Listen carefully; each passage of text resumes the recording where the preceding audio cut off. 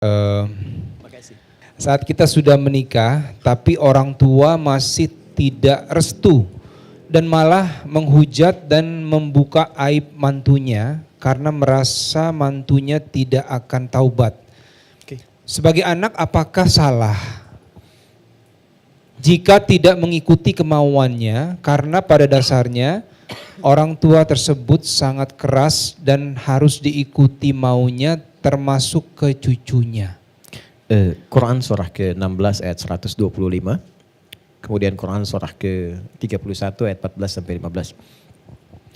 Ud'u ila sabili rabbika bil hikmah wal mau'izatil hasanah wajadilhum billati hiya ahsan. Jika ada orang-orang sekitaran kita, baik keluarga terdekat, tetangga ataupun jauh, yang belum memahami kita atas niat baik atau kebaikan yang akan atau sedang kita lakukan. Yang pertama, kata Allah, jangan marah dulu.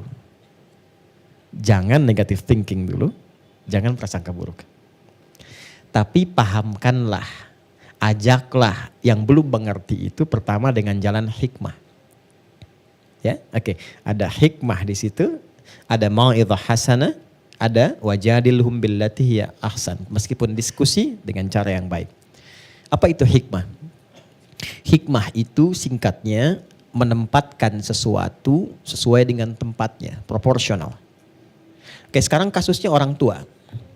Orang tua merasa bahwa ini belum ideal. Oke, ada respon-respon atau juga perilaku-perilaku yang tampak yang kurang menyenangkan. Bagaimana menempatkan dan memosisikan itu sehingga nyaman untuk diterima dan ada solusi didapatkan. Sekarang kata Quran, tempatkan ia sesuai dengan porsinya. Bagaimana seorang anak menempatkan orang tua, nah ini dalam persepsi Al-Quran. Pindahlah ke Quran surah ke-31 ayat 14 sampai 15 tadi yang saya sampaikan. Wa in jahadaka ala an tusyrika bima laysa laka bihi ilmun fala tuti'huma wa sahibhuma fid dunya ma'rufa. Saya ambil langsung di Quran analogi yang paling tinggi saja. Sekalipun engkau berbeda keyakinan dengan orang tuamu. Saya ambil kasus yang paling tinggi ya. Ini di beda keyakinan saja. Jadi ada anak keyakinannya misalnya Islam, orang tuanya non muslim. Atau mertuanya non muslim. Misal. Ini kisah tertingginya, ya analogi tertinggi. Fala tuti'huma. Kalau dia ngajak kepada yang kurang baik pun tidak usah diikuti. Tapi wasahibhuma fid dunya ma'rufa. Ini poin tolong di highlight. Ini yang mau saya sampaikan. Wasahibhuma fid dunya ma'rufa. Tapi tetap temani, pergauli dan baktikan puncaknya lebih baik kepada keduanya. Jadi jangan sampai sikap yang kurang baik dari orang tua yang kita rasakan itu menjadikan kita merespon dengan respon yang sama atau berpikir yang tidak baik atau merespon dengan cara yang kurang baik. Kata Allah tidak, jangan lakukan. Ya. Karena sepanjang keluar dari orang tua, apapun itu, terima dulu. Boleh jadi yang diinginkan oleh Allah itu bukan kalimatnya itu yang sampai ke kita dan kita merasa sakit, bukan. Mungkin itu ujian Allah titipkan lewat orang tua untuk menunjukkan kesungguhan kepadanya tentang kebaikan yang akan ditampakkan oleh anaknya tadi. Maka apa yang harus dilakukan? Ketika orang tua berkata yang kurang baik, balas dengan yang baik. Buka dengan doa dulu. Rabbi syrahli sadri wa yassirli amri wahlul 'uqdatam min lisani yafqahu. Ya Allah, aku berumah tangga ini dengan tujuan untuk menaatimu. Aku berjanji ya Allah dengan berumah tangga ini untuk meningkatkan bakti kepada kedua orang tuaku. Ya Allah, mohon lapangkan hati kedua orang tuaku untuk menerima pembuktian kebaikan yang aku telah tekadkan bersama istriku melalui kehidupan rumah tangga ini. Ya Allah, mohon lapangkan hatiku jika keadaan orang tuaku belum sepenuhnya bisa baik untukku sehingga dengan kalimat-kalimatkannya tidak menjadikan aku terpancing untuk berbuat buruk tapi melapangkan hatiku untuk meningkatkan kebaikanku kepadanya. Setelah itu apa yang dilakukan? Rizki yang ada kemudian bagi. Kalau sakit jenguk, nggak apa-apa, terus saja lakukan. Kebaikan itu jangan dihentikan karena satu sikap yang membuat kita tidak meneruskannya. Ya, ibunya Ammar bin Yasir itu nggak sepakat anaknya masuk Islam, mogok makan, protes. Tapi apa yang Ammar lakukan? Jenguk lagi, ketika sakit datang lagi, ketika berkata-kata yang kasar dibalas dengan yang lembut, ditampakkan kebaikan sampai puncaknya asyhadu an la ilaha illallah wa asyhadu anna Muhammadar Rasulullah. Saya kira poin itu bisa diambil dalam kasus ini, selalu tampakkan yang baik-baik. Respon dengan yang baik. Ya, walaupun dibuka misalnya diumbar ke muka umum dan jangan dibalas. Ya, bersyukur ya Allah, aku bersyukur padamu yang telah membuka kekuranganku di dunia untuk aku istighfari. Ya, lebih dibandingkan dengan kalau engkau buka di akhirat dan semua orang bisa mengetahui dengan lebih daripada aku yang rasakan sekarang. Terima kasih ya Allah. Dan mohon ya Allah, dengan pembuka keburukan itu, jadikan aku kuat untuk merubah itu menjadi lebih baik. Yang bisa menghapuskan kekurangan-kekurangan yang mungkin sekarang orang bincangkan tentang aku. Bukankah Umar juga sering disebut seorang pemabuk?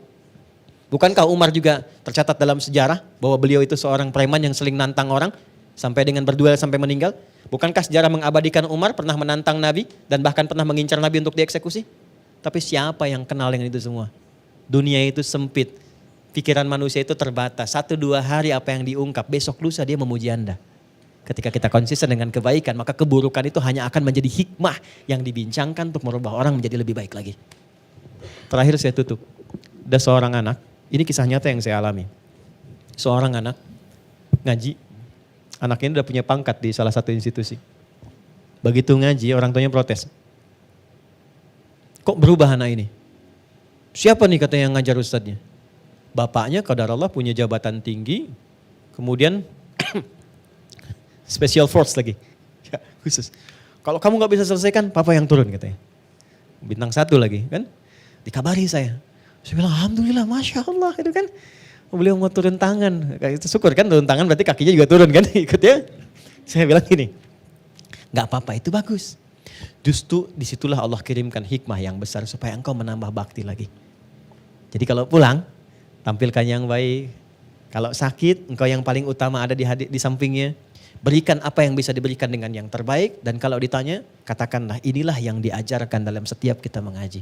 Qadarullah pulang dari situ ibunya sakit. Maka anak itu dapat momentumnya. Langsung dibawa, disiapkan mobil terbaik. Dicarikan rumah sakit terbaik, dokter terbaik. Didiami di situ dengan pakaian dinasnya. Lalu dipijiti, disampaikan mama mau apa, mama pengen apa, mama mau makan apa. Dampingi yang terbaik yang diberikan. Bapaknya bengong lihat ibunya tanya. Siapa yang mengajarkan kamu begini? Nah ustadz yang papa dan mama soal itulah yang mengajarkan saya berlaku seperti ini. Tiba-tiba gak nunggu lama sembuh ibunya, bapaknya minta tolong bawa kami kepada ustadz itu. Datanglah kepada kami ayahnya, ibunya, plus anak tadi, plus istrinya. Beliau sampaikan, ustadz minta maaf selama ini salah paham begini-begini. Setelah itu kami umroh satu keluarga dan jadi baik sampai sekarang. Gitu. Jadi saya mau katakan pada apa yang ditanyakan tadi, kalau kita sudah berniat baik, terjadi satu kebaikan, tidak akan pernah ada kebaikan yang mulus tanpa tantangan. Ya, jadi posisikan apa yang dialami tadi sebagai jalan Allah untuk menitipkan bakti anak kepada kedua orang tua. Dan jangan putuskan bakti itu hanya karena kata-kata yang mungkin kurang menyenangkan. Kalau dibuka aib misalnya keluar, kalau itu kita yakini benar, maka taubati itu semua, istighfari, itu cara Allah untuk mengampuni dosa kita sebelum dihisab di akhirat kelak. Ya, di akhirat gak ada hisab lagi, selesai. Begitu dituntaskan dunia, akhirat selesai. Mungkin itu yang belum sempat kita sadari. Tapi kalau itu bukan yang pernah kita lakukan, tidak usah marah karena kita tidak pernah melakukannya. Toh kita tidak membuka pun, manusia tetap akan ada dengan pikirannya. Saya pun tak bisa mengendalikan apa yang Anda sedang pikirkan sekarang. Ya, maka kata Luqman, kalau kita sudah punya prinsip, jangan kemudian sibuk dengan memikirkan apa yang orang akan sampaikan. Karena setiap saat tetap akan selalu ada perubahan. Luqman jalan dengan anak dan keledainya menaiki keledai. Lewat satu tempat kata orang diberikan komen. Jahat nih bapak anak ini. Keledai kecil begitu dinaiki berdua. Turun bapaknya, anaknya naik. Maka komen selanjutnya berkata, durhaka nih anak. Bapak suruh jalan, anaknya naik keledai. Kemudian bapaknya pindah naik ke atas, anaknya jalan. Bapak nih gak sayang sama anak. Anak suruh jalan, bapaknya naik. Maka keduanya memutuskan kita jalan tiga-tiganya. Keledai jalan, bapak anak jalan. Maka yang terakhir mengatakan, bodoh nih dua anak ini. Ya, bapak dan anak, ada keledai gak dinaikin. Setelah itu istirahatlah, diikat keledai di satu pohon, duduk kemudian keduanya, lalu bapaknya berkata, demikian anak, kalau kita punya prinsip apapun selama itu baik, lakukan. Karena kita gak akan bisa merubah persepsi orang sesuai dengan apa yang kita inginkan. Terlalu lelah hidup menginginkan seperti apa yang kita harapkan. Cukup lakukan seperti apa yang Allah inginkan, silahkan rasakan bedanya, bedakan rasanya dan pasti akan terasa bedanya. Allahu a'lam bishawab.